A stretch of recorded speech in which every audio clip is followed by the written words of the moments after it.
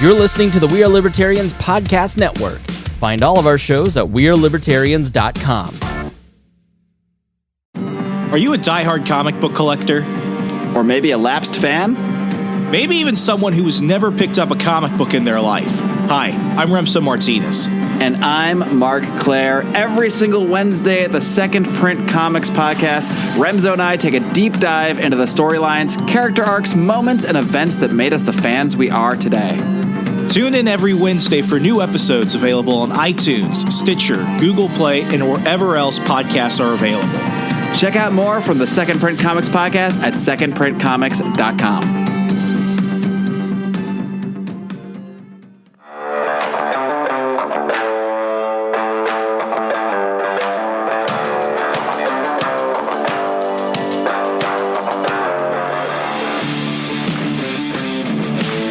Prepare yourself. You're on the run with Remso W. Martinez. Oh, I just pressed the button because, like, if I don't press it now, I'm going to forget to press it later. Oh, sure. That we've got us all on screen. Yeah, I'd like to be Lex Luthor, except right now I'm more the Picard because I haven't cut it recently. So I've got, like, the on the side. And, Picard can pull it off. I cannot. I feel like, so I'm now, since I've been out of the military for almost a year now, like, I know that baldness is in my family.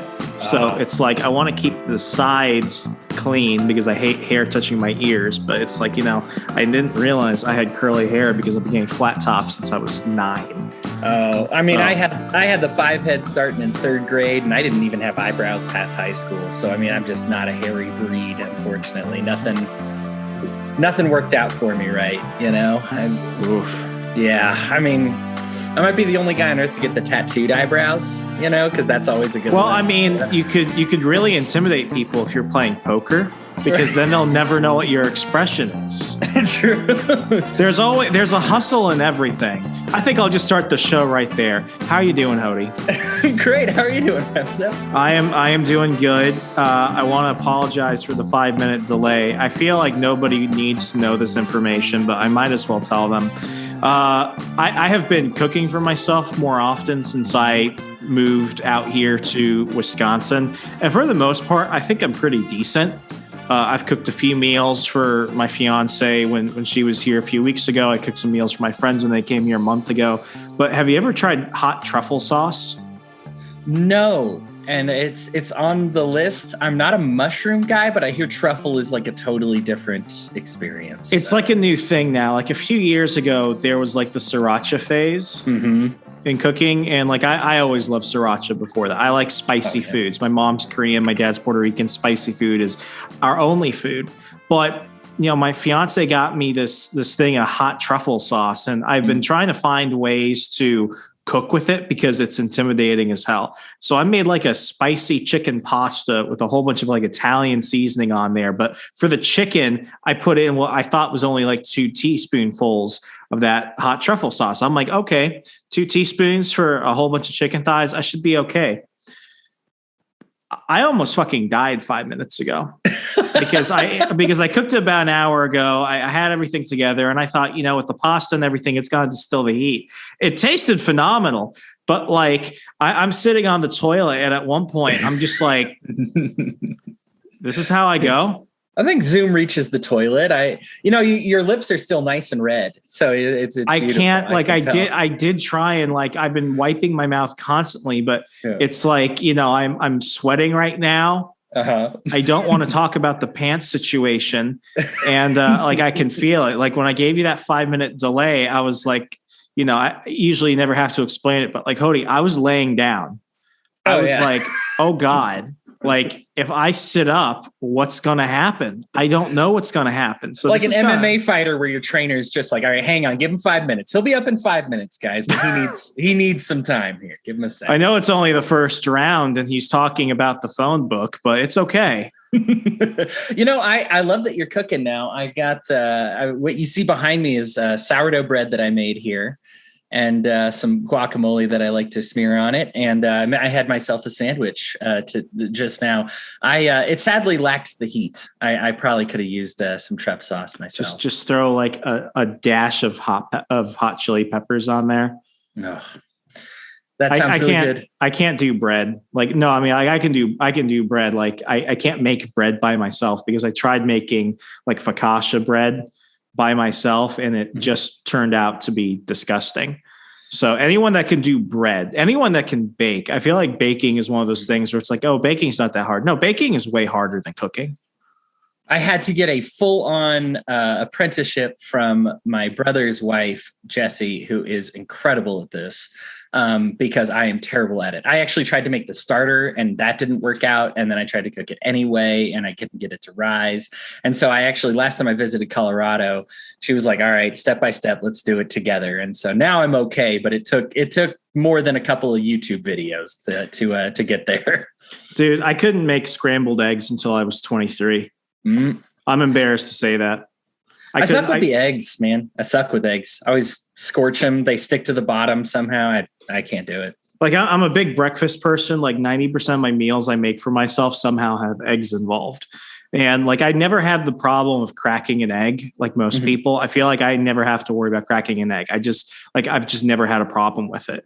But cooking has been one of those things where it's like I always enjoyed cooking. I just didn't always get the opportunity to, especially at home where it's like, everyone thinks I'm going to destroy the kitchen or something. So usually it was like lighter, quicker meals I could make myself.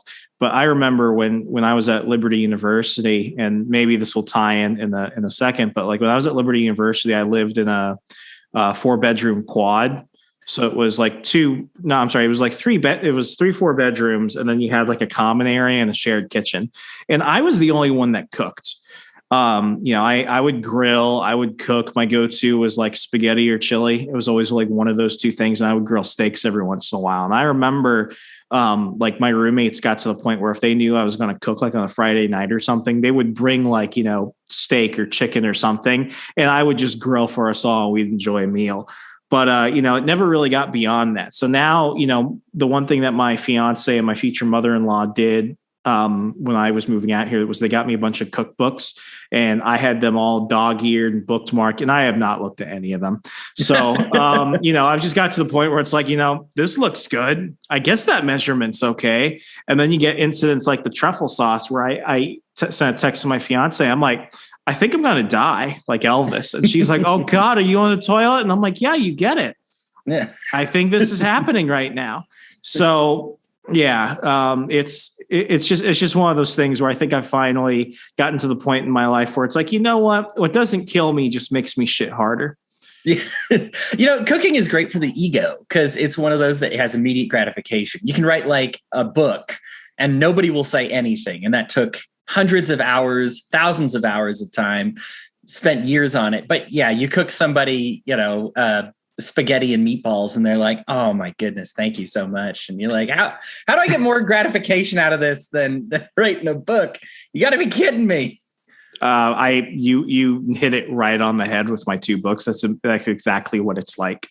I had this, my fiance, when she was just my girlfriend years ago in college, she lived in a townhouse with this one other woman. And she was like, as some would say, kind of a bitch. And she just had this attitude and she thought she was like this world-class chef because she took like a Spanish immersion summer where she went with a bunch of people from my school and she spent like the summer in Guatemala. And as part of her stay in Guatemala, she got to work at a local restaurant. So she thought she was amazing.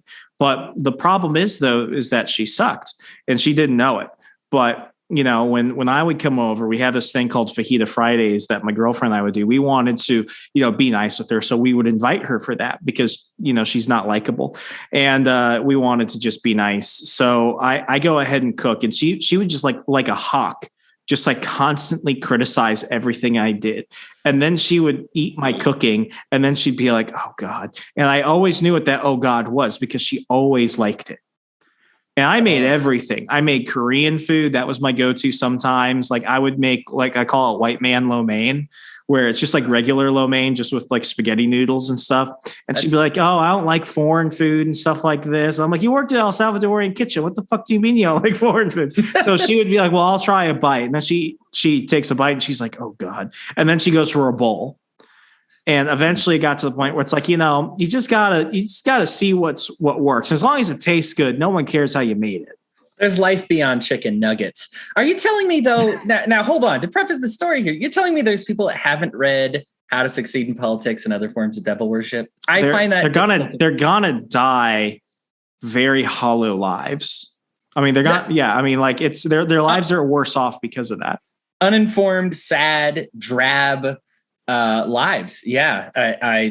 Whoever you're getting your information from, if you're sticking with Hayek and Rothbard, it's time to move over to Remso Martinez, guys. This is the next phase. Congratulations.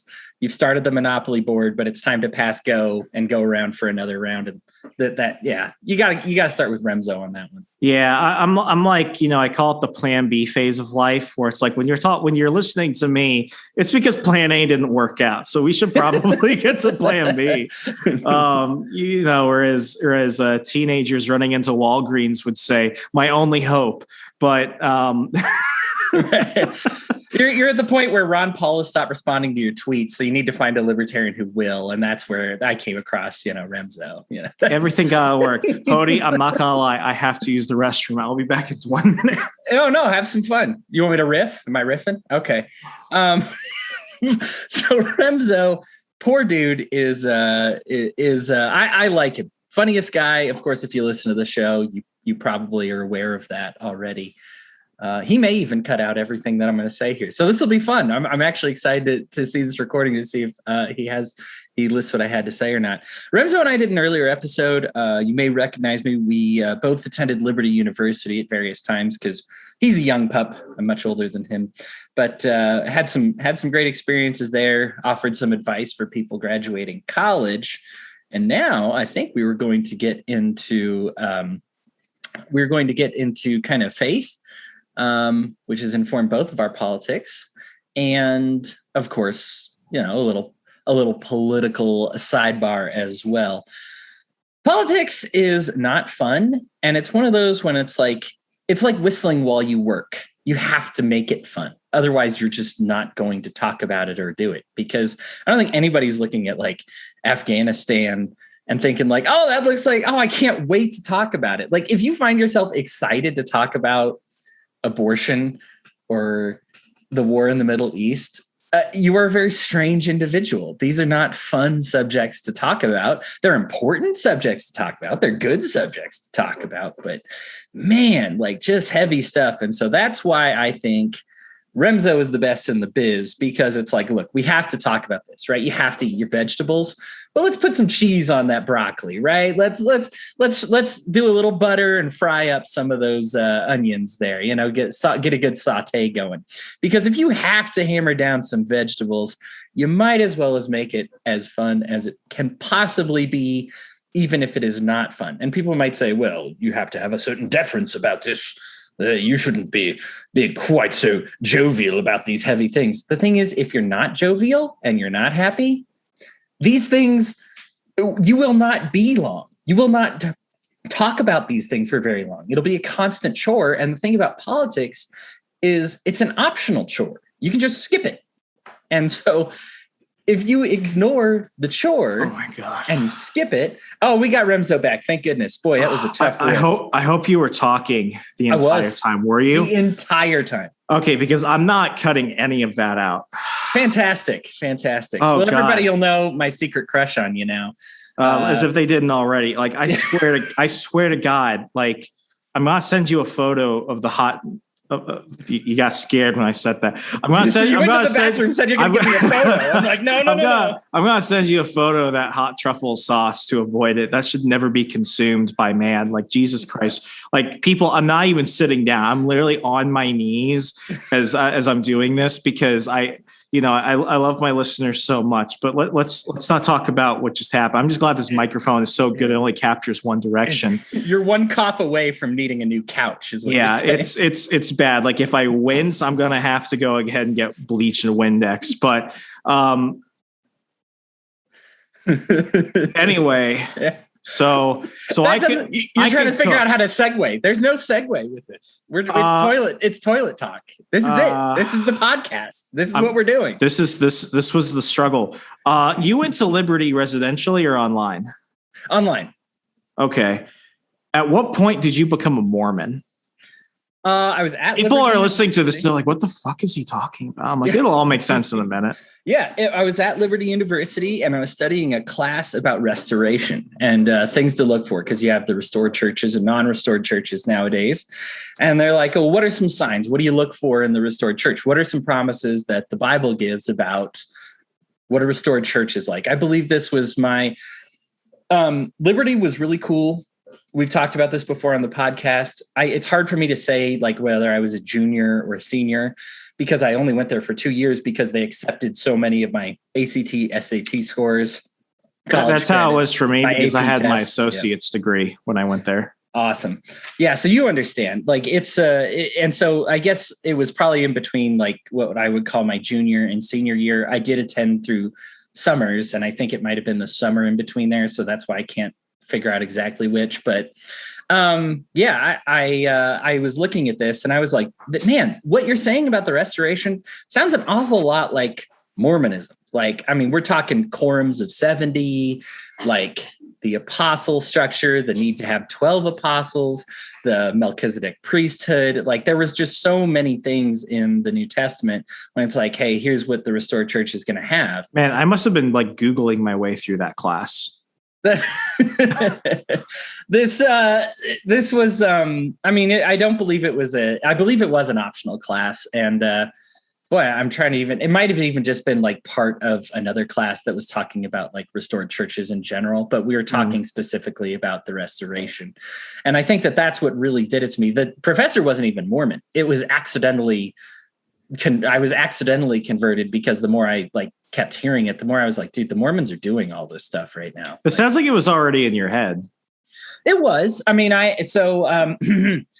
spoiler alert, I'm not a cool guy. I was not having sex, doing drugs, drinking, smoking. I still have pretty much never done any of that stuff because I'm I'd say loser, but I really love being a loser. Like I love what I am, but I was, because you're dedicated to it. When you go through high school, even if you're not Mormon, if you're not doing that stuff, you're going to hang with Mormons because everybody else is going to be like, you're a geek, you know, like, so I hung out with the Mormons because of that. I had a lot of Mormon friends. They talked to me. I talked with them. I had serious reservations about the church, but it was that professor. It was really like, he was like, hey, here's what you got to look for. And I was like, oh, dang. Like that's maybe my friends were right about some of this stuff because my complaints with Mormonism were always that I didn't like what they were doing. And I kind of still didn't even when I converted. You didn't want to wear the uniform? No, I didn't like that. I didn't like some of their policies in the past. I didn't like the way some of the structures were. I didn't like some of the things the apostles had said, some of the things that the prophets had said. You wanted to drink coffee. No, I'm not a coffee drinker. So that's another thing where it's like, how are you not Mormon already? Yeah, I do not enjoy the coffee. Although I had tried it before. Unlike alcohol, which like I've never had a drop. Coffee I have tried and I was like, that's not for me. But yeah, that was really it. I overcame, I guess, my own skepticism because I was like, hey, if this is the challenge that God gives in the Bible, then that's the standard that I should use, not this personal feelings that I have about the church. And so that's kind of what led me down that path. Yeah. And I bring this up because, you host a show now on the We Are Libertarians network called Enemy of My Enemy. I like tuning into it, especially after I finished a day at work, because it's really like one of those shows where it's like, it's on a super serious topic, but the conversations are just genuinely like really entertaining and informative. And I've really enjoyed listening, and I watch the video version. So I subscribe. So I'm sorry if I'm not getting you the podcast download, but I'm watching on YouTube. Oh, but it's one of those things where it's like, you cover a bunch of different topics and you bring on guests who look at things from a different angle. Usually they're within like the libertarian family tree, but we all have our little code words for how we want to like self-separate and stuff. And I find it really entertaining. And, I knew you were Mormon from when you were on the show like a year ago. And I think it's crazy right now because we're closer to episode 200 of On the Run than we are episode 1. And it just shows how like time just flies. But when you and I hung out in Indiana about a month ago, I came over to you and like, I'm pretty sure one of the first things I said was like, Hodey, I'm ready. And you're like, Remso, what are you ready for? And I'm like, I'm ready to meet the aliens. And, I know you were trying to think of something smart to say back. And I'm like, I know you've got the Mormon hookup.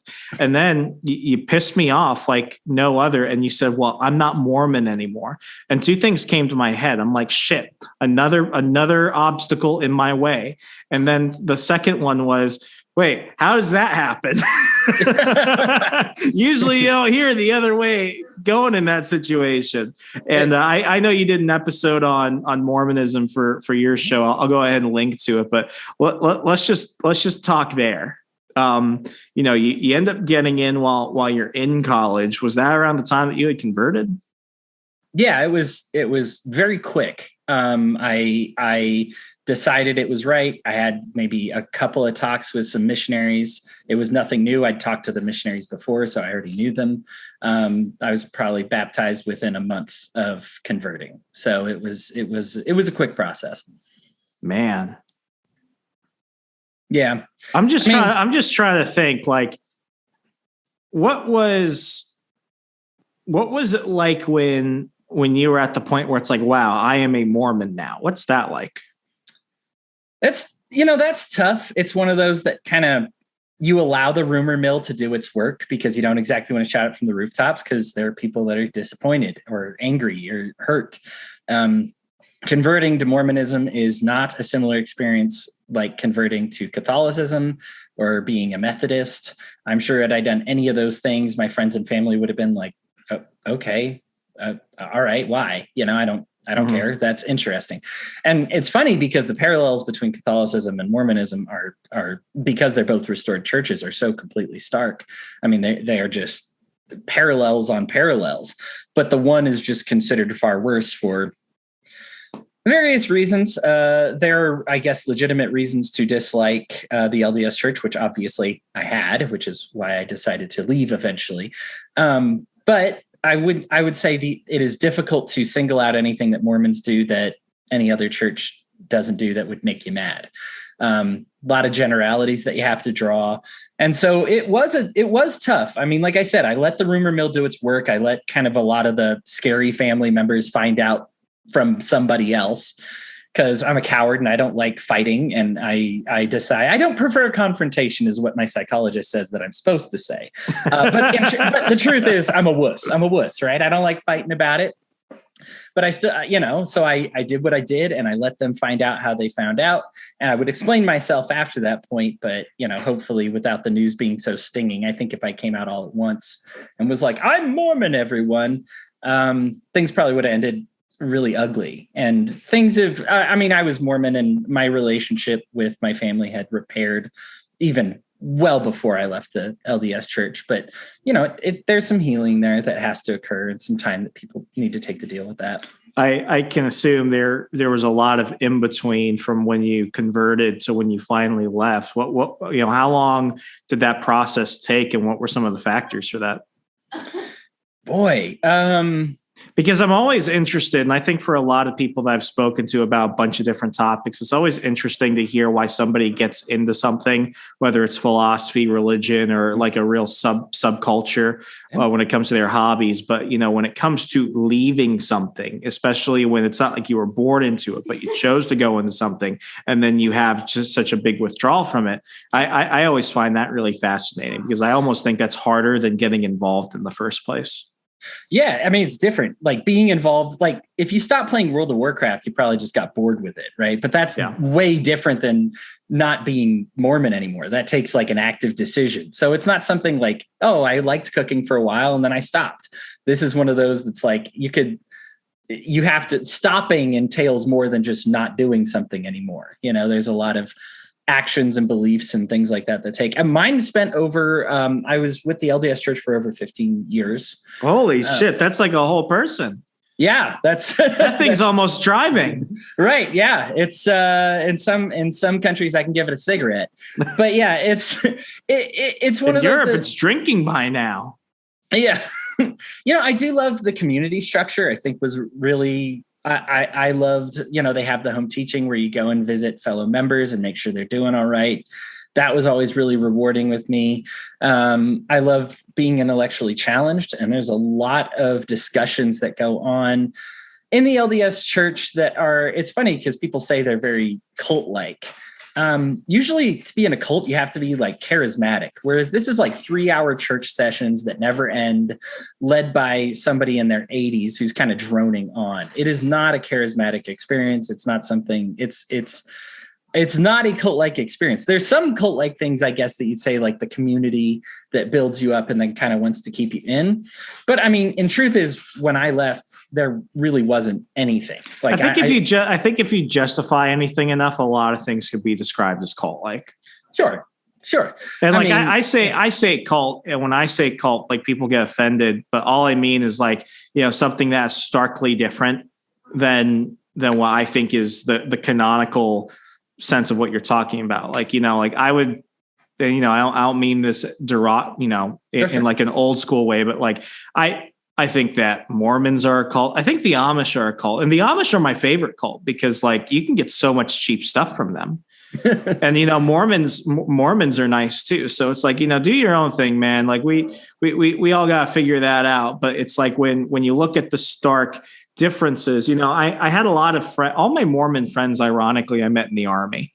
Like there's a lot of Mormon soldiers that I met who were great. Some of them were great officers. And what I always noticed about them was that they were always willing to have what I call the uncomfortable conversations about religion and stuff. Because like when we were training to be officers, you have to have a lot of like philosophical, like ethical discussions and challenges and stuff. And I always thought the Mormons were always usually like at the front of that, and they could spot each other.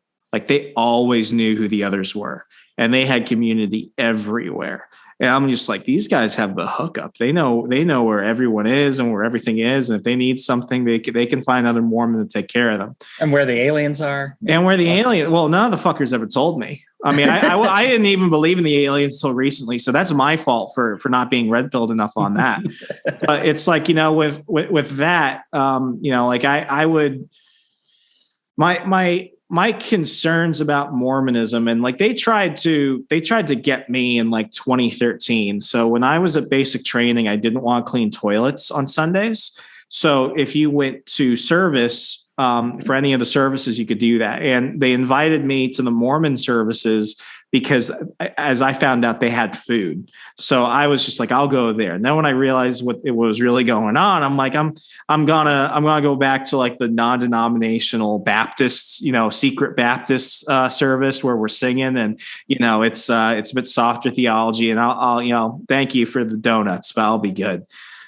I mean, my thing with Mormonism was always, I don't understand why there's this need to classify or not classify as Christian. I find it funny that people still have that discussion about it. And for me, it was always like, I don't believe that Mormons are Christian, because regardless of, what denomination of Christianity you usually fall into, it usually falls on a couple of things. And for me, it comes to, and for a lot of listeners who are thinking, this guy was talking about shitting in himself like 5 minutes ago, and now he's talking about this. Like my thing was always like, for me, it always comes down to like two things. One, the Apostles' Creed, and two, like, I believe in the Trinitarian God. And like, that's the one thing that me and like 99% of Christians across all denominations can pretty much get on. Who that kind of kicks out like the Seventh-day Adventists, that kicks out the Jehovah's Witness. And it's like, they can share a majority of beliefs with me, but like when it comes to like who is God and what is God, like that's where I think that's where the boundaries kind of split. And I don't think, believing simply in Jesus is good enough, because then it's like, well, my Muslim friend could say he's a Christian, but that's really loose at that point. So, I mean, I think when it comes to Mormons, like, I get it. Nobody wants to be called a cult. And I would never go to my Mormon friends or anyone like that, or the Amish I'm buying a puppy from, or something like that. And I would never say, oh, you're a cult or something like that, because I think it's rude. It's just not necessary. But for the most part, like, I've always been like really kind of captivated by the are they Christian, are they not argument. Because for me, it's like, well, if you have a little bit of belief in your own side of the aisle on that, you're going to understand that it's just not the same. I would say they are Christians. It's hard because I think faith is an individual basis. You're judged individually. We find out that there's somebody who considered himself Christian in the Bible who sold most of his possessions, but not all of them, claimed he sold all of his possessions, and God struck him dead and he went to hell. Whereas then there's a murderer on the cross who's like, hey, remember me, when you get to your promised land. And he's like, oh no, you're going to heaven. And it's like, boy, there's a tough divide then to say, like, why was this person considered a Christian or not considered a Christian? These are mostly just labels for our own personal benefit, just as, based on our own opinions. There's certain things in the Apostles' Creed. So I'm down with the Apostles' Creed. I'm really big on the idea that Jesus went to hell and witnessed to the people in hell to attempt to save their souls. And that's part of the Apostles' Creed that a lot of people who are in religions that claim to believe in the Apostles' Creed kind of don't grapple with very well. And that's something that I think I like the idea of redemption, progress after this life.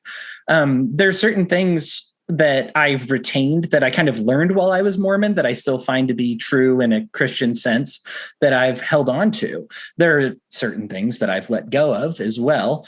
Would you say it's more or less that you left the faith or you left the church? Or are they mutually exclusive? No, I mean, I certainly left the church. I certainly did not leave the faith. Like, there are certain parts of the Mormon faith that I would reject categorically. I don't like, I no longer believe that the prophets are divinely inspired. So we're talking like Brigham Young, Joseph Smith, those guys. Right. Correct. And I feel like here's the tough part about this though, because it's not that I don't like what they're doing anymore. And so they're gone, because you look in the Bible and look at some of the prophets there, and there are people that make Joe Smith, Brigham Young, and all our current guys look like saints. I mean, God is fully aware that there's occasionally a prophet who totally sucks, right? This is just part of having a church. So it's one of those that it, as opposed to, leaving in this big climactic, like, this is terrible, this is the worst thing ever. It's just kind of faded away on me. A lot of what I found to be true was something that I would push the church on. So to touch with the politics here, and I'm sure you can understand as a libertarian some of the issues that I'm going to have with the church. The drug war issues, LGBTQ embracement, immigration issues even. There are things that the church does and invests in and believes that counteract what I feel in my soul to be correct. And one of the things that when I read the scriptures, God does not like giving laws, because there's always an exception to some kind of law. Even the 10 Commandments, God's like, I don't want to give you this. You need to be working on your conscience. You need to be working on what is moral, and laws are never going to be a good replacement for your morality. And so when I reject some of these things that the church is doing, I accept that they could change back. The church has fallen apart before in the Bible, and it was still the church. It just lost its way. And I feel like if the church is indeed still the church, if the LDS church is actually the right thing to do, then it's going to need to fix itself up, just like what happened in the Bible. It falls apart. It starts doing bad things. People are like, hey, you need to fix it up. The issue is I would try to fix it. I would be a vocal proponent of legalizing pot and more, and saying, hey, gender and sexual minorities are our friends and allies, and we should respect them and their identities, and we should love them, and we should bring them in and treat their families this way, because look at this suicide rate that we've got on because of the way we treat this issue, and that needs to stop. The LDS Church, and this is actually somewhat more recent, but within the last couple of years has just started excommunicating these people with these voices like that. Like, just, nope, don't want to hear it. There's not a discussion here. Whereas before, you were kind of allowed and permitted to disagree. And they would say, hey, yes, I understand that you think maybe women should hold the priesthood if they want to. We disagree, but you're allowed to your opinion. Now people that are too vocal about that, they're gone. And I am just a person that I would rather not rely on my own understanding, which says be safe, be quiet, be non-objectionable. This church is your community, be cool. And I would rather say that's my own understanding. That's what I am pulled towards. What I would prefer to do is lean on God's wisdom, which God is love. God is patient, kindness. God has so many, he's almost never described in a noun. He's described with adjectives. And all of these adjectives are something that I embrace when I think of God. And when we treat certain people certain ways, or we say, no, I'm sorry, you can't treat your epilepsy with marijuana because I don't feel like it, or, because weed is bad, because drugs are bad. And so you have to suffer through this disease. This has impacted my family directly. I have somebody who's on opioids, and the drug war is just awful. For the prescription drugs, it's terrible and something that needs to be completely deregulated. And there are Mormons that would rather see this person that I love, this family member, suffer than legalize these drugs. And I'm like, I'm sorry, but God is not in the type of punishing innocent people. There are times he frequently chooses to not punish guilty people. Like, you all have completely left what makes God God, and you've separated from him, and you left me more than I even left you. There are certain, I can get into little bits of things that I don't like what Joseph Smith has said and done, and Brigham Young, but I was willing to see past all of that. What I'm not willing to see past is a church. The church is supposed to be the body of Christ. That means you're preaching wisdom, you are spreading love, you're spreading healing. Think of what the body of Christ did in this world. And then you look at what has become. If you cease to spread healing and wisdom and love and kindness and respect and non-judgmental, cultures, then you're not the body of Christ anymore. And that's not what I signed up for. I signed up for a community that was the body of Christ. And that is my standard. And when they've stopped performing in the ways that they should, and they stopped doing these great things, because I love the community service they did. When people think of nice people, Mormons are like really high on the list of nice people, but unfortunately they're also really high on the list of judgmental people. And that has created a lot of problems. And I can't give money and be a part of an organization like that. I would rather give my money to people on an individual basis that I know and I trust and I love. I really understand where you're coming from with that, because I haven't been to church in a couple of months now, primarily because I've been church hopping here. But, I was part of the United Methodist Church for a while, really kind of like when I left home, I joined the Army. And you want to talk about like a public clusterfuck. What has gone on with the United Methodist Church has just been really crazy. And, I still went to United Methodist church services while I was at Liberty. I split between that and a Baptist church because of my girlfriend at the time. Baptists and United Methodists are really more similar than people give it credit for, even though Methodists are more high church than Baptist evangelicals. But my biggest thing was I've been going through this phase, and ironically, it really started when my TV show, The Witching Hour, kind of started going public, because I really didn't get any criticism from people who didn't believe in ghosts and that type of stuff. I got criticism from people, ironically, that I went to Liberty with, who were like, you're communing with demons. And what the hell are you doing? This is non-scriptural. And I'm like, man, something weird is happening. And 2-3 years later, now I'm talking about aliens and shit. So world's crazy. But with the United Methodist Church, my thing always got to the point where it's I know there are conservatives in my church, there are liberals in my church, they're politically apathetic. We're all here because at the end of the day, some things are just basic truth.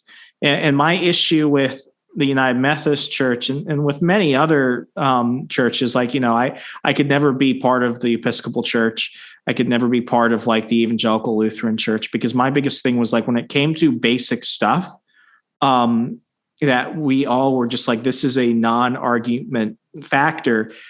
When it's like when you take a stance that is against what we have believed for thousands of years on this type of stuff, that's when it's like I have nothing to do with you. And it really kind of sucks too, because like I love the United Methodist Church. I feel like it's just gone in a direction that I really don't identify anymore. And one of the things I say as a joke when people are like, well, what was one of the stuff that bothered you? I'm like, well, it was when in Washington, D.C., one of the local Episcopalian churches and one of the and Methodist, while it's part of like the continuing Methodist movement, it's really more like, an offshot of Anglicanism. So like I've always identified with more like that, Orthodox Catholic type of order than with American evangelicals. But like, when one of those churches was like, God loves you and God is a woman, I'm like, where the hell did that come from? It's our Father. It's He. It's like that. That's not one of those things. And it's like, it had less to do with, we have a theological argument for why we think God is a woman, despite the fact that it's in no scripture anywhere. And it was more the fact that, we want God to be more open to people. And it's like, you want to change who God is to make you guys seem more open? That's a freaking problem. And then it came down to a few other things where it was like, and I get into this argument of like my fiance's family sometimes, because like for me, the Holy Eucharist, the Lord's Supper is like one of those other big things for me. But I understand that's such a debatable thing. It's like, I'm never going to die on that hill for somebody, really. Right. It's like, you either believe it or you don't. If I can't convince you of that, really, you've got to figure that out yourself.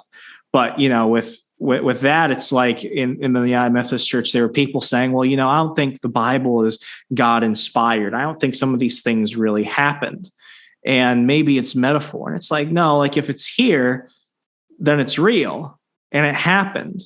Because if we see this as a book of history and collective knowledge, and Jesus himself references this as history and as common knowledge, and Jesus is God, then that's one of those things where it's like that's not a debatable thing.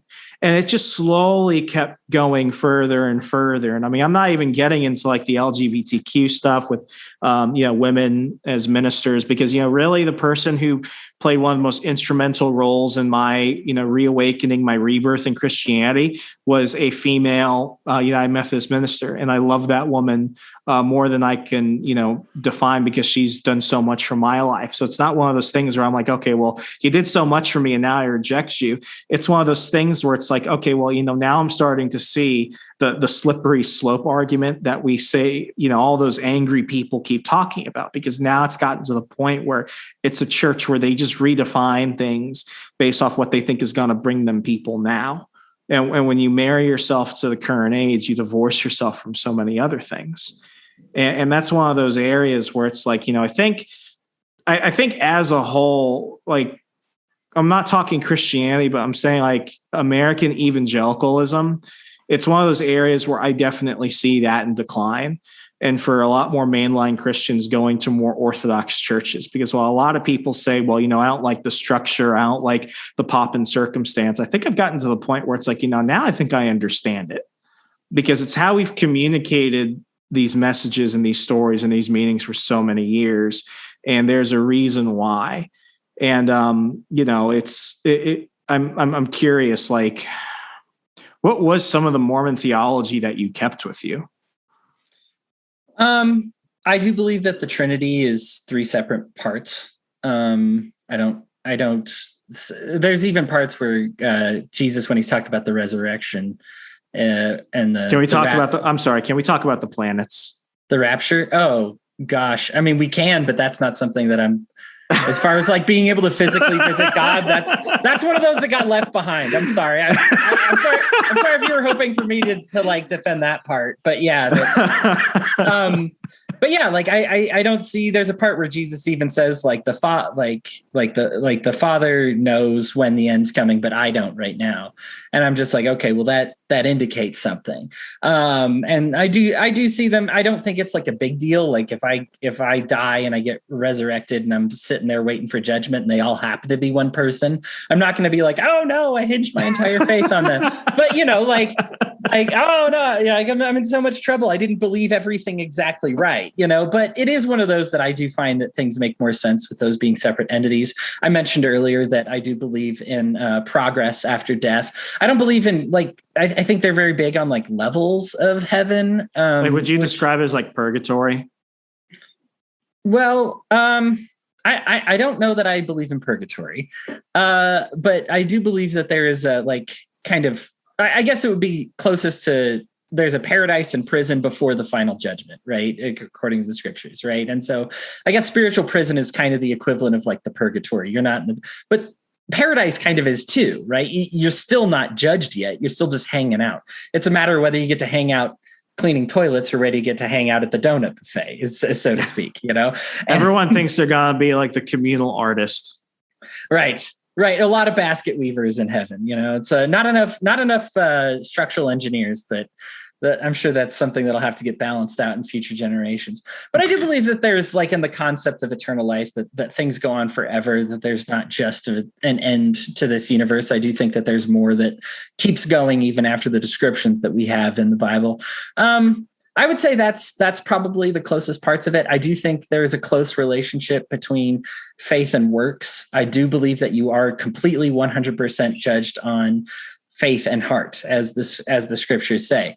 But if your heart is good, like also the scriptures say, then the fruit is going to be good, right? If you plant because you don't have to count the acts. You just do it because it's natural. Correct. Yes, the acts will follow. And so I do think the Mormons place like a heavy emphasis on doing what's right and being judged that way.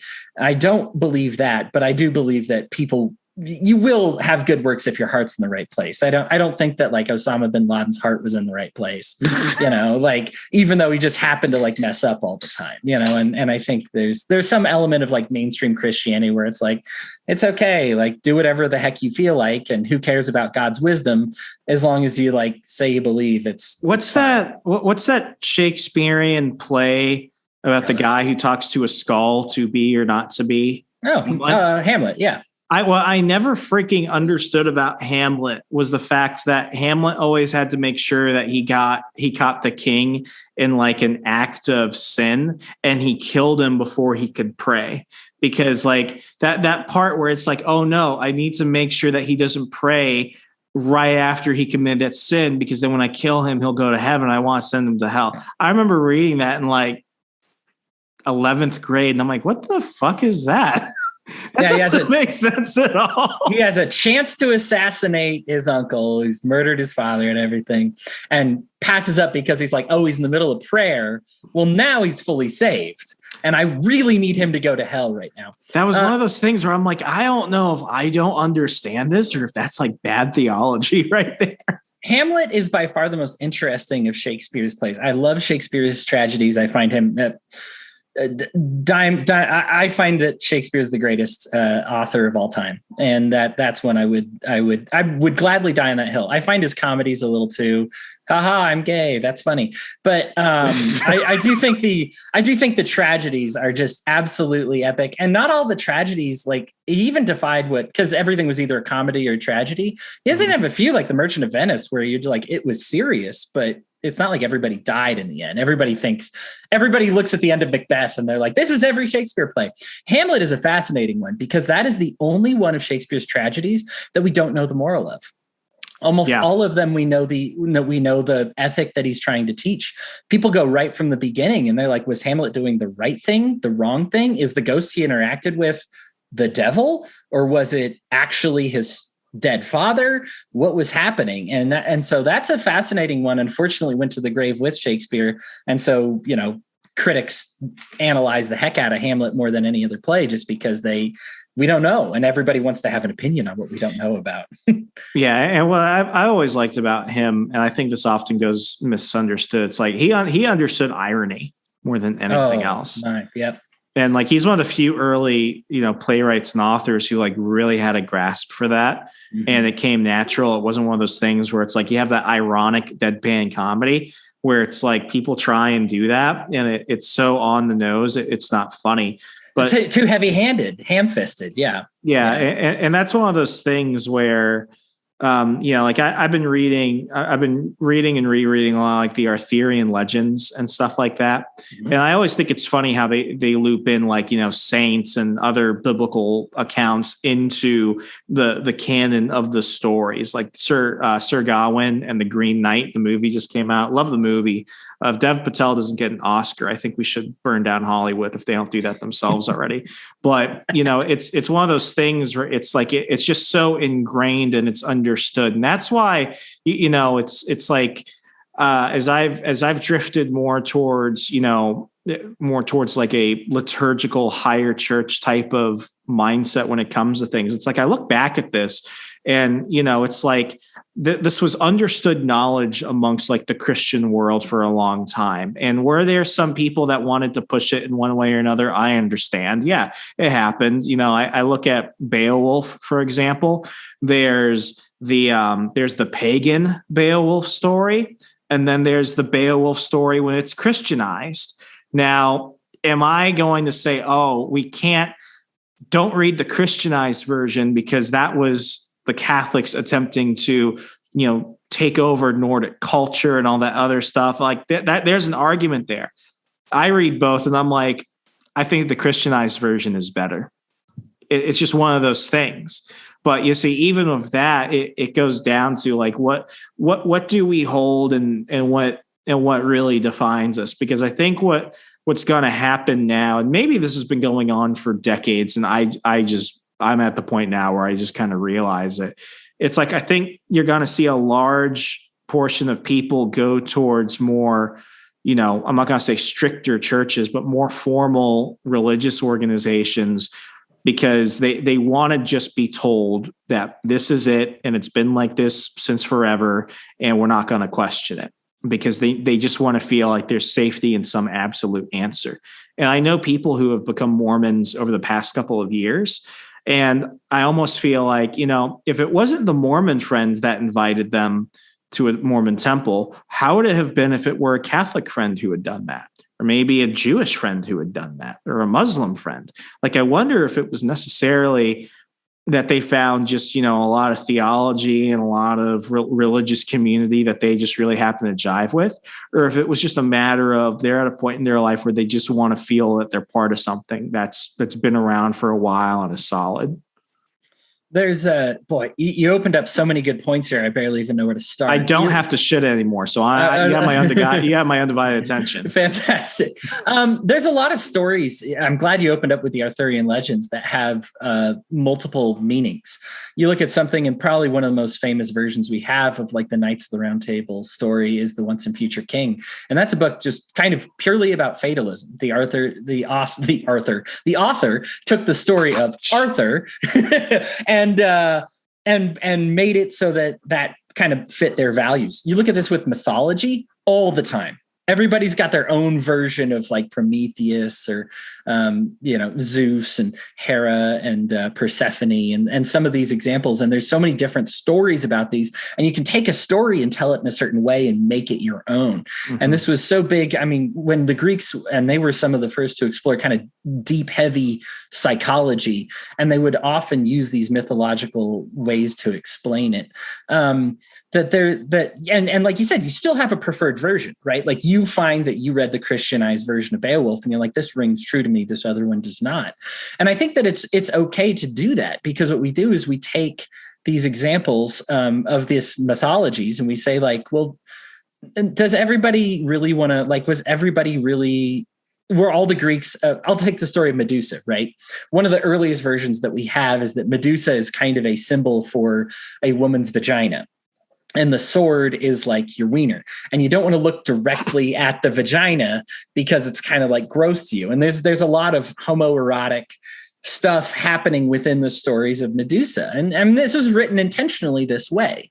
But like, does that really strike me that like vaginas are so gross and being gay is awesome, but you feel the need, like there's like a quest to do this. That doesn't really strike me as true. If anything, I am compelled to bang women, and I really wish that I could be in a gay relationship instead, because women tend to drive me nuts, like right. Like, but, and so, when I hear that story of Medusa, it doesn't necessarily ring true. Now for the author, it probably did, right? And so like, it's good to have their kind of insight when they do these things. But when we talk about faith, and one of the things that I find fascinating about the Bible is God very rarely was like, hey, is somebody writing this down? By the way, I just want to make sure. And we have 4 different versions of Christ's time here on earth. And all 4 versions of the Easter story are critically different in kind of important ways, right? Like in ways that How would you say they're critically different? So the timing specifically is that, like, when did the ladies visit the tomb? Were they told first? Did they visit? When did the angel come to them? And there are, if you look up the 4 gospels and the differences in the Easter story, there are some direct contradictions there. Now, why do we have those contradictions? Well, frankly, John wasn't there. He was in hiding, and he was kind of our first person guy. And the other 3, who were kind of on a type of commission, that the death of Jesus is the end of their story, right? If you're a journalist and you're supposed to write, and you're there and you're writing about a war and the war is over, you go home, And so when Jesus is dead, they're kind of like, okay, well, I'm not here at the tomb anymore. So we don't have this great, like, what happened at the tomb. I believe in the resurrection 100%. As far as which author's version got it exactly right, all 4 of them were kind of trying to work together. Yeah. So, I mean, it's one of those situations where, when it comes to the Gospels and when it comes towards, the death and resurrection of Christ, I think it's always important that people understand that those were accounts.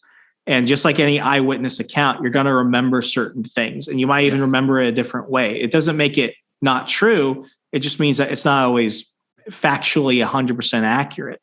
And that's why, like, those 4 gospels are canon in terms of, the Bible itself. And it's like, people try and you're not doing this, but I'm speaking broadly. It's like people try and look at those differences and they try and use that as a way to discredit it. Right. And it's like, well, if you were a police officer investigating something, and all of them basically say he was killed in the dining room using the lead pipe, but one guy says it was in the afternoon, one guy says it was in the morning, and one guy says he was hitting the head of the lead pipe, and the other guy said what killed him was the impact. That part's not going to make him not dead. Right. A pipe was used to kill him in the dining room at some part during the day, and he's dead.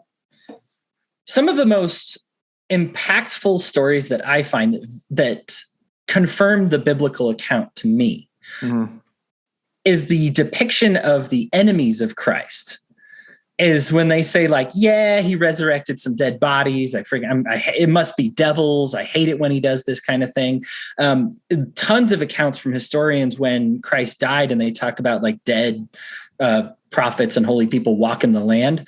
Tons of accounts from that all over the world, right? Like, man, that's why when people get mad at me because I say I have evidence of, like, ghosts and shit like that, they're like, that's not real. And I'm like, really? You say that you believe a dude was strung up on a cross dead and he came back to life and all this other stuff happened, but what I have is not good enough. Okay.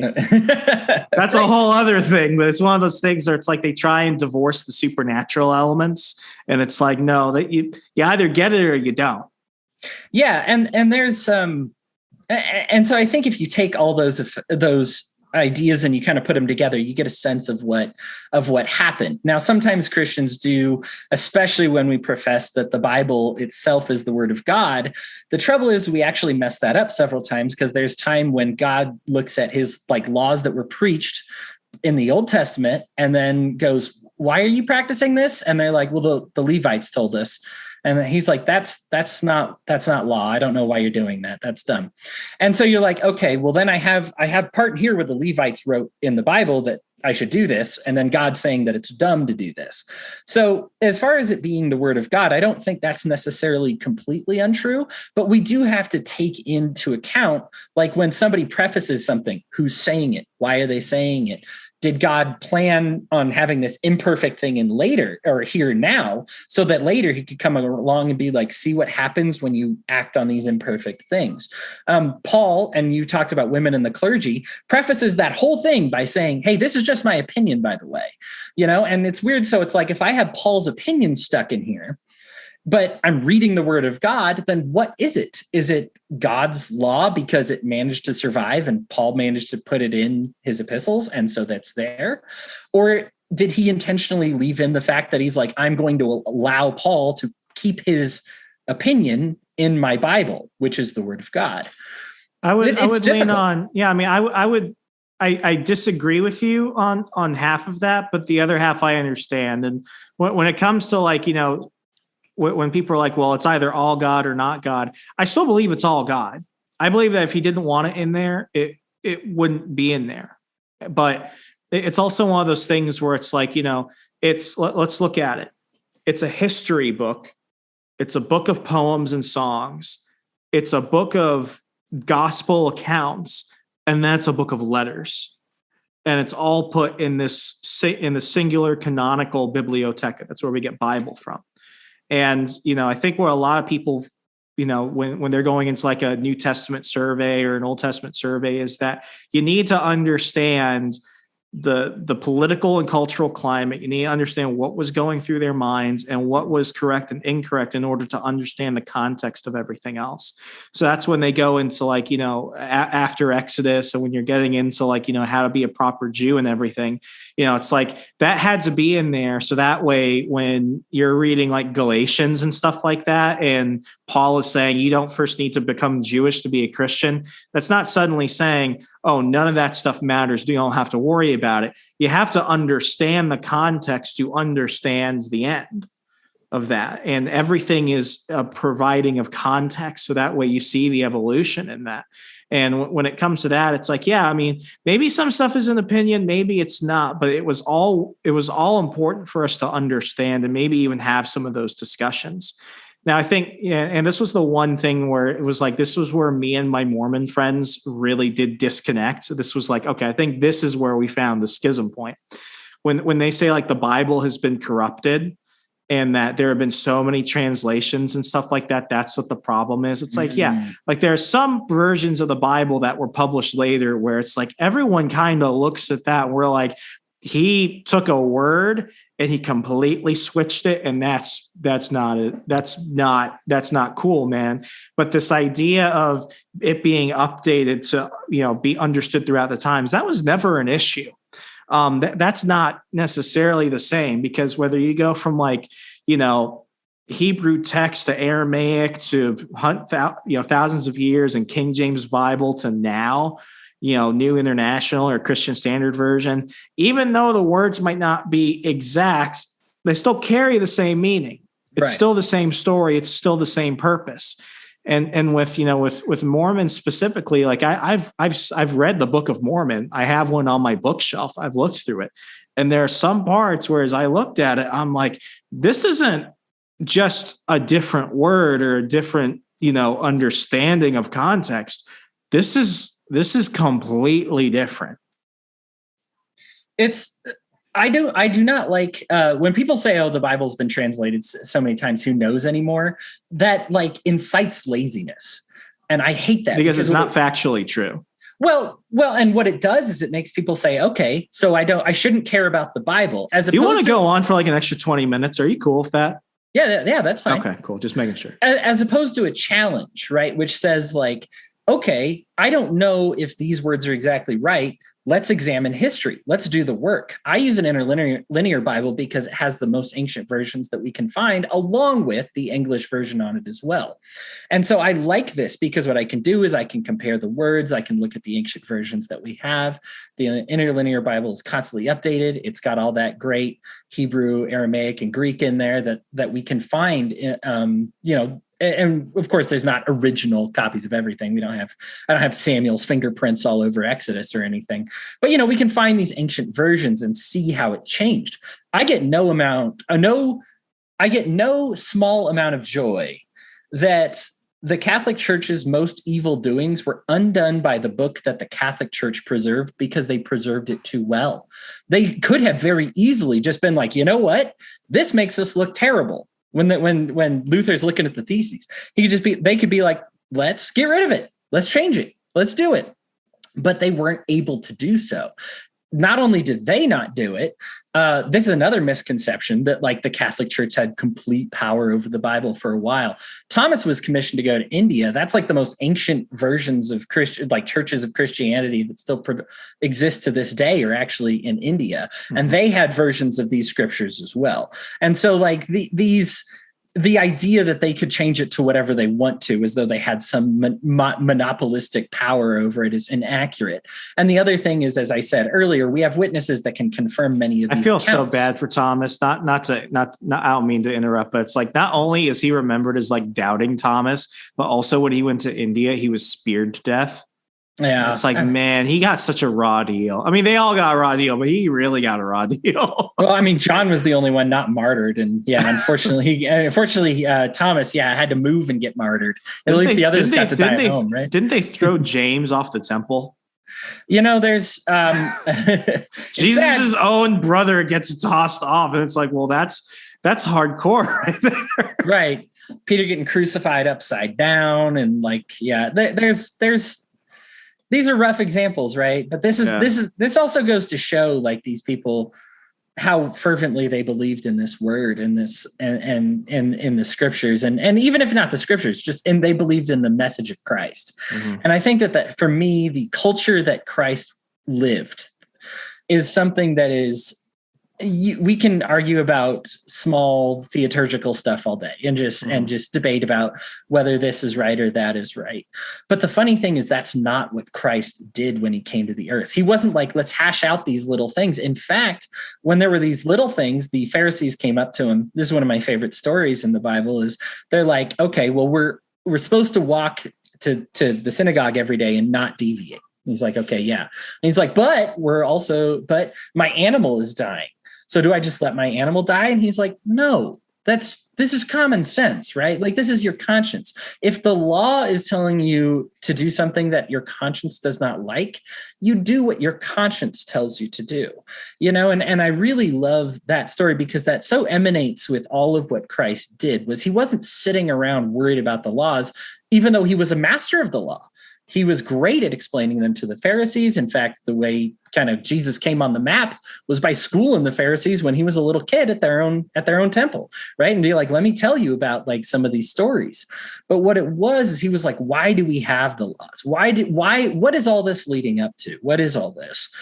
And it was this sense of love and conscience that really we see a bits of it in the Old Testament with Joshua, Hosea, Ezekiel. There's certain moments where God kind of blatantly is like, stop with all this, like I did the right ritual and I'm getting to heaven. This is purely based on your heart, right? But it finally came to a culmination at that point. And the culture that he taught and the way he did it was just so incredible. And it's sad. We live in this social media age right now where we thrive on outrage and canceling and demand and just this anger and gotchas, right? We don't even attempt to change people's minds anymore. We just want recognition from our side. We want to like give them nucks when we get back and be like, oh yeah, like we totally own those guys. They suck.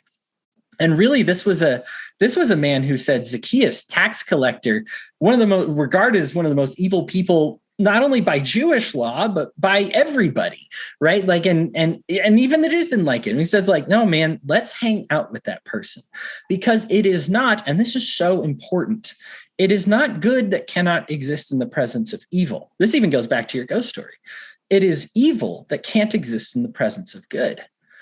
And that is such a critical delineation because so many times Christians, and especially the ones you were talking about, they come across like their faith is so easily shattered by if you try to commune with a ghost or there's somebody dressed up like a witch on Halloween, that all of a sudden your faith is shattered because, oh no, like it's evil. Get out of here. No, evil leaves when good enters, right? And so when he was at Zacchaeus' house, Zacchaeus, he didn't even condemn Zacchaeus for his tax collecting. He just showed him goodness. And what happened to Zacchaeus is evil, the tax collecting part of himself. He says, I need to fix this and I need to restore this to the people that I took it from. I need to repay them. And Christ never once tells him that he needs to repent and change his ways, or to even reimburse the tax money. That's a decision that he comes to on his own after meeting and talking to Christ and experiencing that culture with his disciples. And it's something that, for me, it's a culture that's missing nowadays that I think we need to get back into. Yeah, and I think one reason why I've always really loved like the Arthurian legends and stuff, and there's the whole debate. I could go, I might as well do a whole episode about this later. Like I watched an Expedition Unknown on Travel Channel where they try to decide like, is Arthur real or not?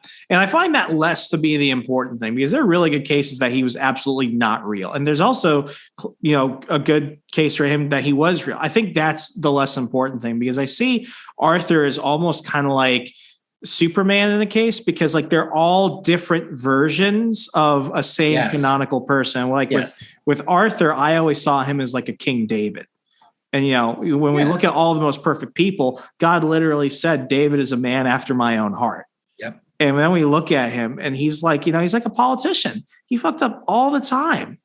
But he had this sense of bravery, and he truly understood when he did something wrong. He might still do something wrong, but it's like that repentance and everything else that came after that. Like he accepted it. Like when his child is taken away, and he eventually has a kid later, but it's like, no, this is going to happen. And he doesn't like scream at God. He doesn't lash out God. He accepts his fate in that sense. And that's what goes into like the chivalric order of the knights and everything else in Arthurian legends. That's why, King Arthur is the king of kings in Britannia and stuff like that. And I think, for the most part, I don't think I have a millionaire friend who lives in a cabin in the middle of nowhere, North Carolina. If you met him, you would think this guy's a fucking bum, but he's a millionaire hermit. I kid you not. And I went to go see him. We were in the Army together. I went to go see him before I moved to Wisconsin. We hung out and did redneck debauchery shit. It was a lot of fun. But like all good conversations amongst bros, we ended up on like a religious theological discussion. And he was talking to me about this conversation he had with his girlfriend who's really trying to like get the right theology, the right everything. And he's like, listen, I don't think God's going to give me a theology test. I don't think I need 90% to pass. And if I get 89, I'm going to hell.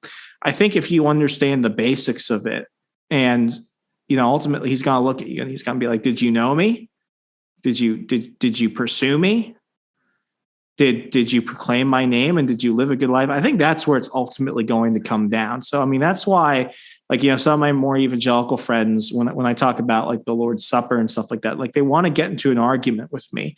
And I think where they always fail is that they need to prove me wrong, that it's just, in many cases, a cracker and grape juice. It's like, even if it is, though, you shouldn't just treat it like it's nothing. Because like I take a very literal view of it. Like, when God made the earth, he spoke it into existence and it happened. When Christ was at the Last Supper, he said, this is my blood. This is my body. I take it as it is him now. So it's like, yeah, we do that in remembrance of him, but it is what it is.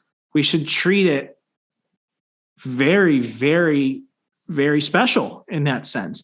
So, when we try and take that away from it, it's like, listen, I don't need to convince you that has literally become someone's flesh and that you are literally drinking blood, but it should be respected as is.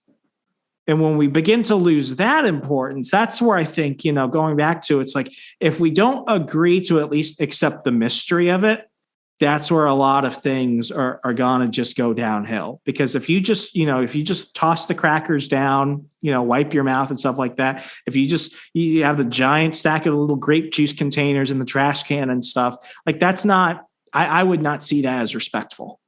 Like, yeah, it's communion, but is it though? Because you just said it's just an act. Well, there are plenty of things that are just acts, but it was meant to be more. And whether you're going to believe that it is or not, we should at least treat it the same. But that's one of those things where it's like, I'm not going to die on that hill for someone.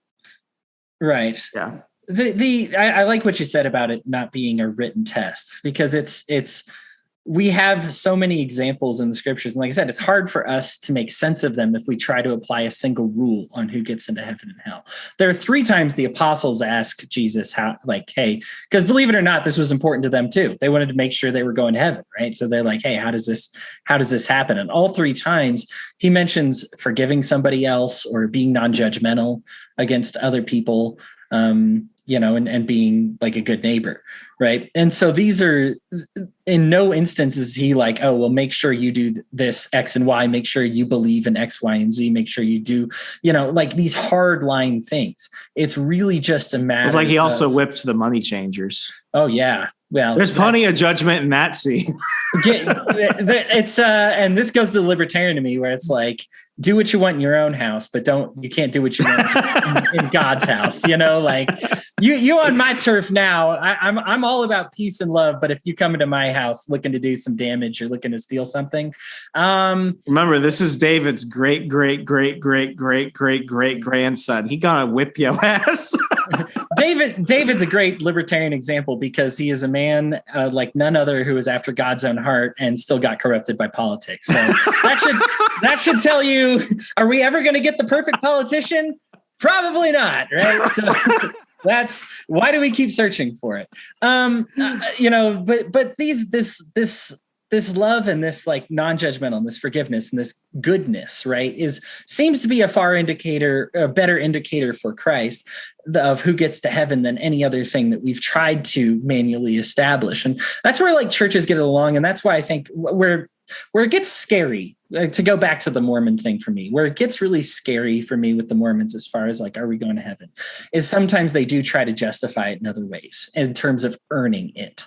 And it is not this is not a how much fruit you provided for me. This is where was the seed planted well. And, did you love other people? Did you care for them? Did you visit them in prison? Did you, like all these other, the stuff that Christ actually establishes as far as like getting into heaven is very much service and selflessness. And Mormons tend to be in service, but it is selfishness. Is I am in this service because I am supposed to, because I value my own soul, not I value other people's souls. And that's really the difference maker I find with Christianity that is so critical, that you are not in this. It ceases to be about yourself and it is more about the service to other people. And that's the real indicator. And that's what kind of Christ throws down as the gauntlet. And one of those that I think not just Mormons, but many other Christian churches have kind of lost track of there. It's all about feeding this self and this id and this ego and you, and what does this mean for you? And I understand that. The apostles, 3 times I said, approached him and wanted to know like what happens to them. And all 3 times he's like, what happens to you is based on what happens to others and how you treat other people and that goodness there. And so it's not a checklist. It's really just a characteristical change.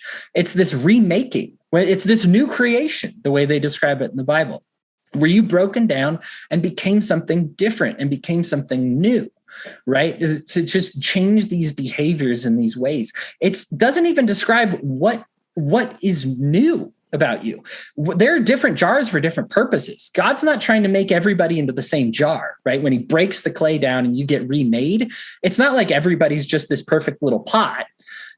We need to boil water. We need to boil stews. We need to have soup bowls. We need to have drink containers, right? Like when we talk about the church being the body of Christ, the church is the body, but not any one person can do what Christ did. That's why you have to work together to make Christ's full effect functional, right? So say like, maybe what part of the body of Christ are you as an individual? Well, maybe I'm really calloused and hard, but I'm tough and I'm keep going and I'm working and I'll help somebody else who needs help. Okay, well, maybe you're a really good foot, right? Like maybe you're a good foot in the body of Christ.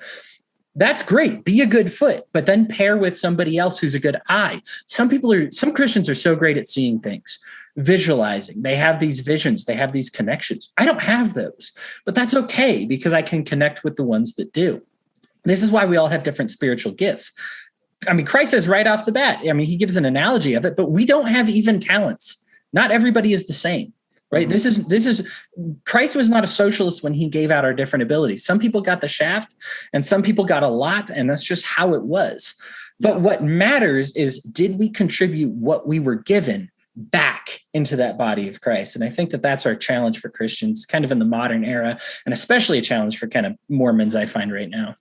Yeah. And I mean, to kind of go back to like, Sir Gawain and the Green Knight, that tale, like, that's one of those stories where, like I've been talking about like the hero's journey a lot. And I even talk about this over like the Second Print Comics podcast. Like one of my problems with a lot of modern comic book writers when they've introduced like new characters and stuff is that they've completely foregone the journey for the conclusion. And it's like that it's not, you can't say that someone is on an equal level when they just were always great versus the person that struggles and was molded by decisions and things that, change them to make them a genuine hero by choice. And, with Sir Gawain and the Green Knight, it follows the hero's journey, except what makes it so tense and what makes it actually more interesting is the fact that he actually fails at everything he does. And, to wrap in like the Christian element to it, like he refuses to go to mass. He drinks and he hangs out with prostitutes, and he's a terrible knight. He's not even a good fighter.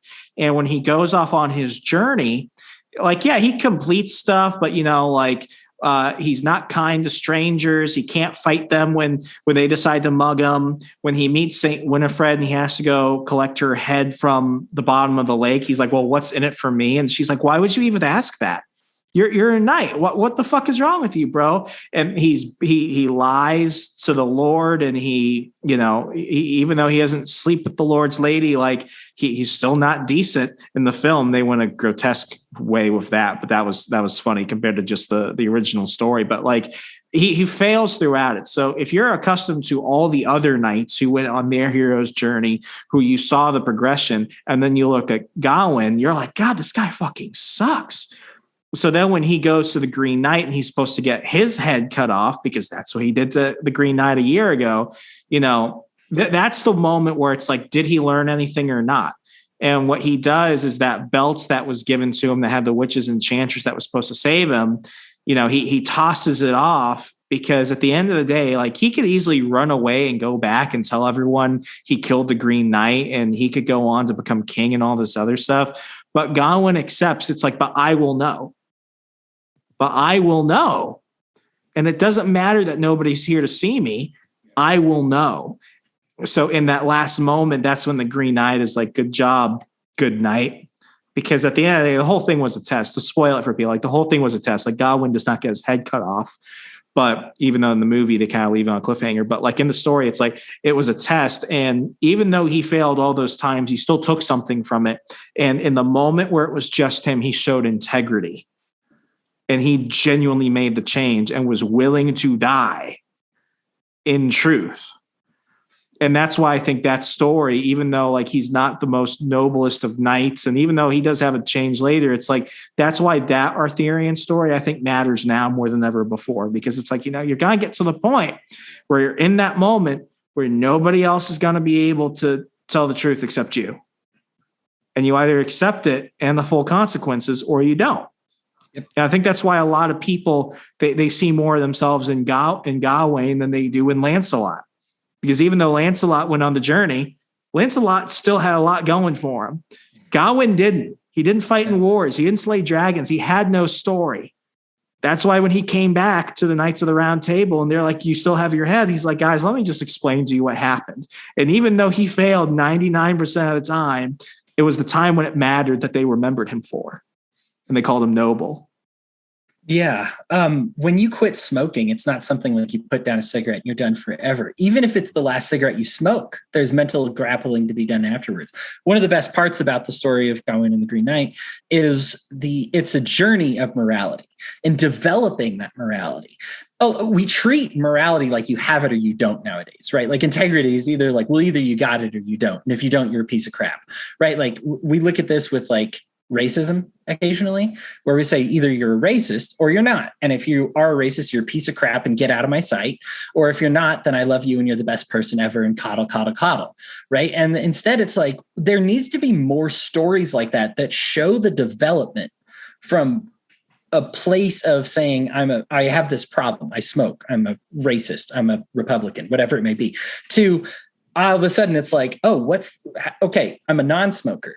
But we want that instant gratification as humans, right? We want to just be able to put down the cigarette because, I mean, people love to tell these stories, and I don't want to crap on these types of stories, but they're generally not helpful. When you say I had my daughter and I never smoked a cigarette again because I just couldn't, or, you know, I used to lie a lot and then I saw it hurt somebody's feelings and then I never once told a lie ever again. That's not really how it works, right? Especially when we talk about mentally, you're trying to develop, when we talk about free will's back in the news nowadays. And I'm loving everybody talking about it. I think it's a fascinating discussion, but when you're developing a new neural pathway, you have to chip away at it. It's not like it's just going to take because you started on the journey.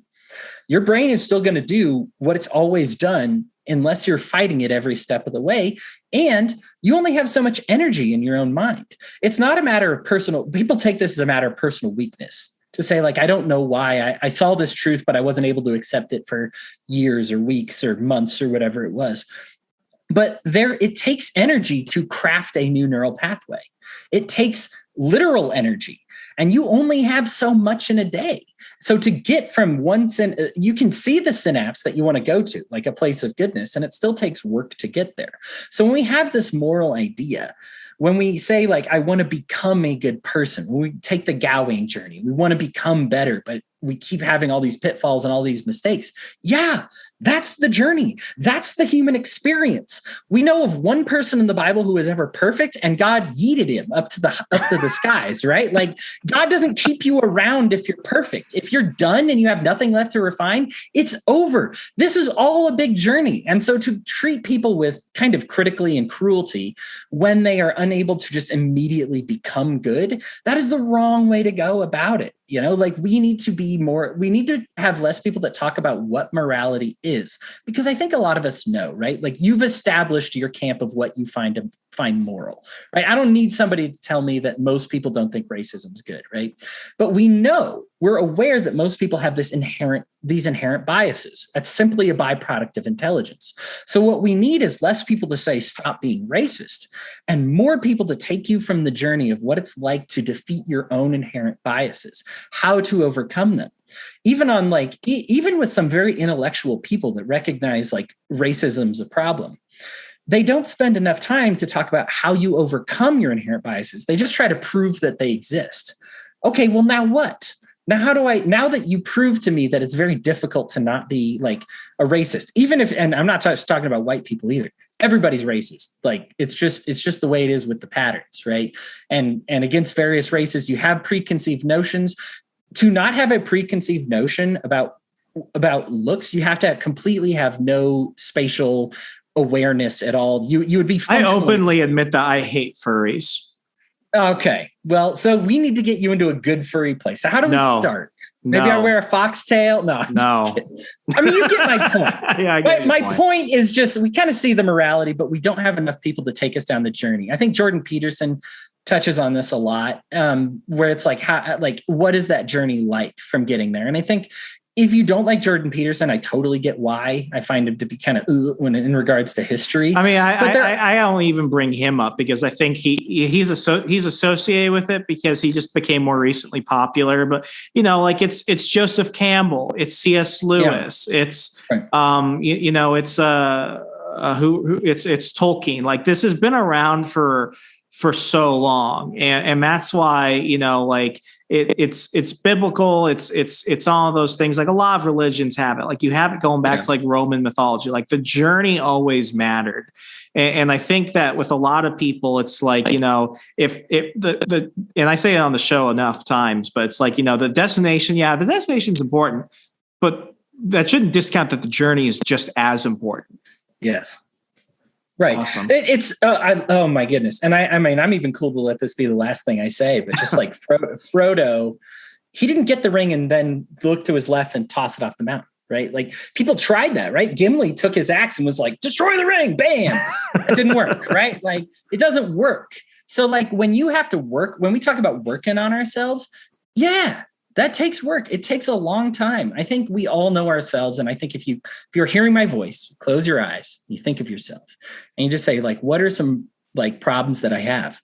You've probably known most of those problems have been there for a while. Well, why don't you just throw them out? Why don't you just delete them right away? It's not like that. It takes work and it takes time and it takes practice and it takes intention and it takes energy. And so we just need to be willing to go through these journeys. I'm glad you brought up some of those authors because they do a very good job describing on like how, here's where you are, here's where you want to be. Let's get you there. You know, it's a very lowbrow philosophical thing to be like, is it okay to be racist? Is it okay to be like a pedophile? Is it okay to be whatever it may be? And it's like, well, if you know that it's not, either you know that it's not, or you think that it is, and there's no helping you, and you're just like, yes, it's okay to be all these terrible things, then there's no helping you. But if you say like, well, I kind of know that it's not, but nobody is willing to help me, guide me from one to the other, then I'm probably just going to stay where I am, because journeys are hard and they take everything out of you. Mm-hmm. You know, like if you've ever had to fight a pornography addiction or a drug addiction, it takes everything out of you and you need to be ready for that. And when people aren't willing to accept that these things take time and effort, you're never going to stop. You won't start the journey to quit pornography if it looks too hard or if there's nobody to help you along the path. And this is, again, comes back to my faith, but this is why Christ was so great. He develops a culture that's like, don't you want to be a part of this? Yeah, let's leave that part of you behind and get to work. You know, I mean, my very apostles are still denying me till the day I die. Like it's like, come on, Peter. I thought we were tight.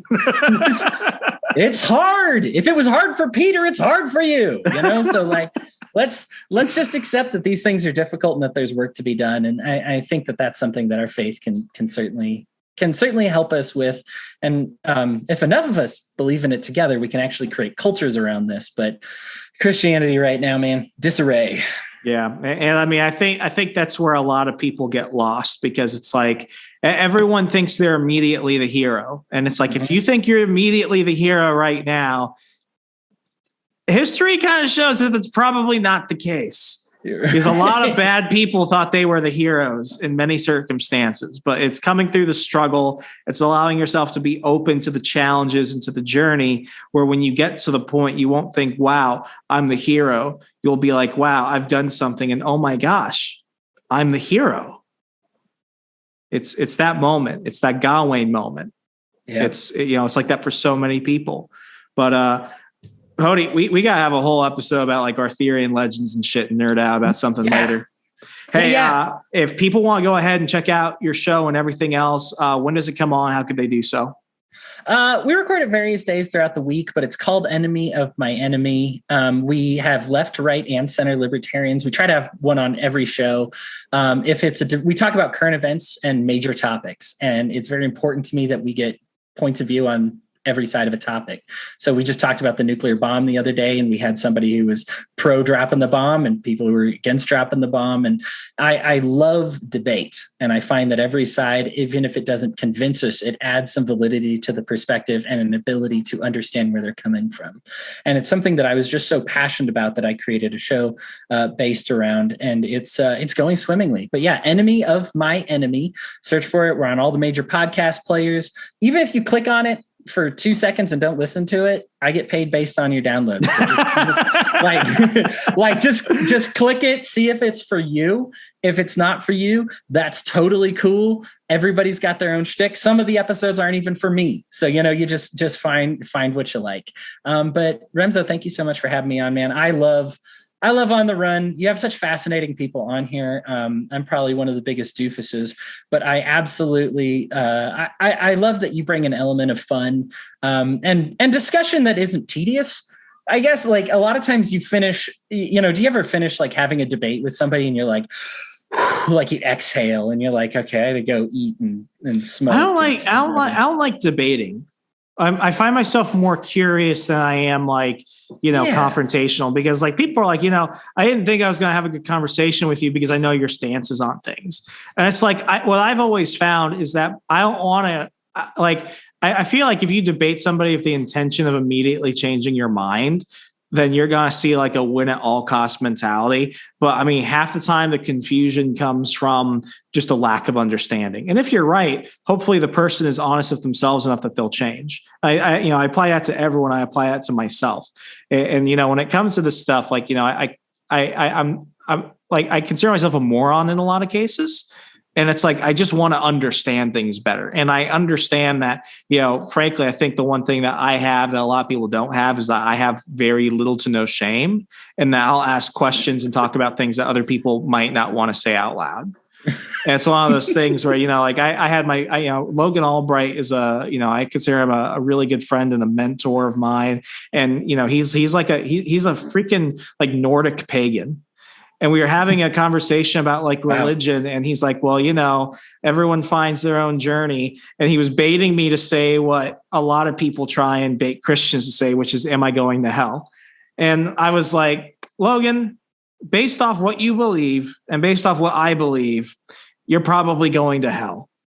But that doesn't, yeah. So it's like, well, it's like if I had said, well, that's not the case, and maybe your truth is true, then he'll come back with, well, you're obviously, you're either incorrect in your own biblical theology or you're lacking your faith. And it was just like, I gotta be honest. But then there's my cop out, which is I believe in God so much. I believe in Christ so much. I believe that hopefully I'm a good enough influence that you'll come to these conclusions yourself, and that'll save your soul. Yeah. And then he's like, that's such a freaking cop out. And I'm like, I know. But at least I'm being honest about it. Hodey, thank you so much. I'm going to link to everything in the show notes today. Folks, hope you enjoyed this conversation. Please, it costs nothing for you, but it means everything to me. A 5-star rating and review on Apple Podcasts, Stitcher, Google Play, wherever you're listening to the show across Al Gore's amazing internet. It takes you 5 seconds and helps conversations like these with Hodey go even farther. As always, I'm Remso W. Martinez. Be good, be safe. Good night. I'll talk to you later.